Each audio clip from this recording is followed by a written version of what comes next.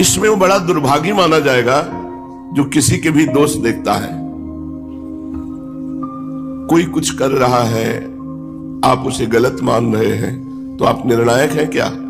आपको सृष्टि की सेवाएं दी गई क्या कि सबके दोष देखो?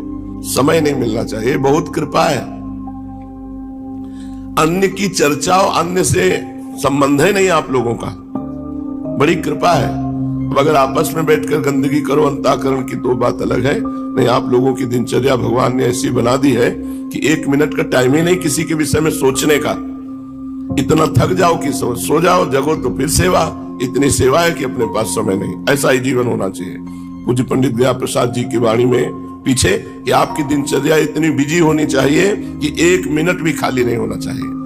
तो जो ऐसे घूमते रहते हैं वो एक दूसरे की निंदा करते हैं, एक दूसरे के दोष दर्शन करते हैं, दुर्भागी है। और कहते हैं ऐसे मूर्ख लोग जो दूसरे की निंदा करते हैं, हमारे प्राण संकट में तो भी मैं ऐसे के दर्शन नहीं करना चाहूंगा। इनके दर्शन कर ले प्राण बच जाएंगे तो प्राण निकल जाए, पर ऐसे नीच पुरुषों का दर्शन ना हो जो दूसरों की निंदा करते हैं। ये नियम बना लो, पर चर्चा नहीं करनी, वाणी का नियम बना लो, बहुत बढ़िया जीवन हो जाएगा। हमारे सदगुरुदेव भगवान का नियम है, पर चर्चा नहीं करते। कभी कुछ धीरे से बोल दे तो बोल दे, नहीं तो मौन। पर चर्चा का ज्ञान हमको गुरुजी से ही हुआ। पर चर्चा जहां की तो किसी के गुण वर्णन होंगे या किसी के दोष वर्णन होंगे।